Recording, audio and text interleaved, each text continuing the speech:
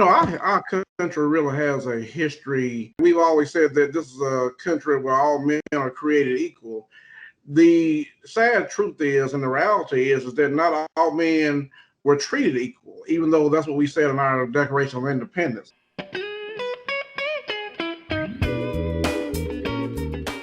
So with that said, one of the main purposes of New Farmers America was to establish a leadership among rural youth, particularly black youth that were involved in the enterprise of farming, to help promote thrift, to help promote their entrepreneurial spirit in agriculture, but also to help them to promote scientific practices in agriculture, because ideally what they would learn in their vocational agriculture class at high school, they would actually take back to their home farm and encourage their parents to do this.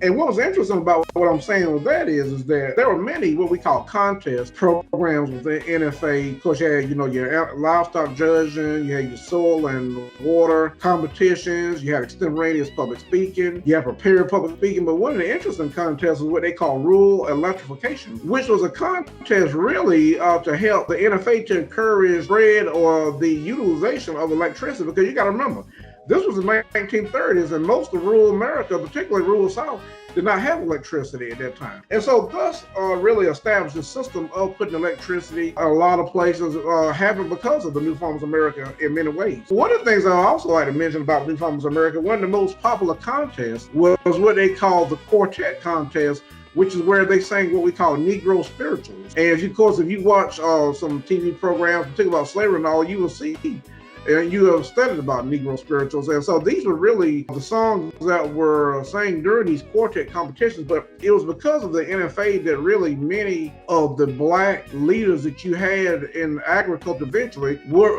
it was really because of that a lot of them had their introduction to college. I'm a third generation 1890 ag mate. My oldest child, who's a sophomore at A&T in animal science, she's our fourth generation 1890 ag. So I can tell you the New Farmers America really directly is responsible for myself and even my daughter being in college over the decade. My family goes back in ag as far as a collegiate program all the way back to the 30s. I remember my dad was telling me when he graduated in '67, one of the things he did his first couple of years as a teacher, he actually would go around and inspect hogs, because at that time there was some cholera issues going across the South, and so he'd actually go around and inspect hogs just to look at them to make sure that everything was fine with them. And that was one of the things that the local vocational ag teacher did. Just to give you an example of what the role they played. I was the youngest professor ever to work at North Carolina A&T, starting at the age of 24. And so I've been at A&T now. I've worked my way up through the ranks. I started professor, assistant professor, worked my way up promotion and tenured, became the program coordinator for agriculture education. Well, I became a full professor in 2009. Since 2012, I've been in the dean's office at North Carolina A&T as the associate dean for academic studies. I also have done some interim roles also as Department Chair for Natural Resources during that time twice. And I currently also serve as the interim chair for the Department of Animal Sciences. I have really been blessed during my career with different awards. I was awarded the George Washington Carver Distinguished Service Award from Iowa State.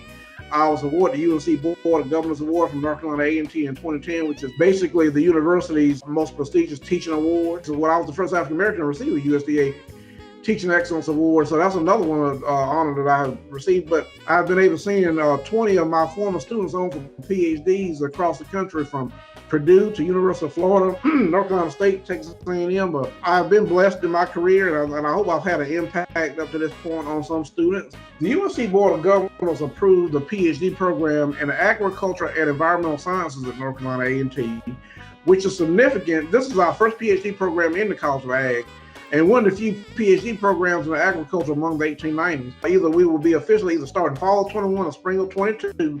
We're just waiting for final approval from our accredited body, SACS. I wrote the original conceptual proposal for the Ag PhD that we have in place.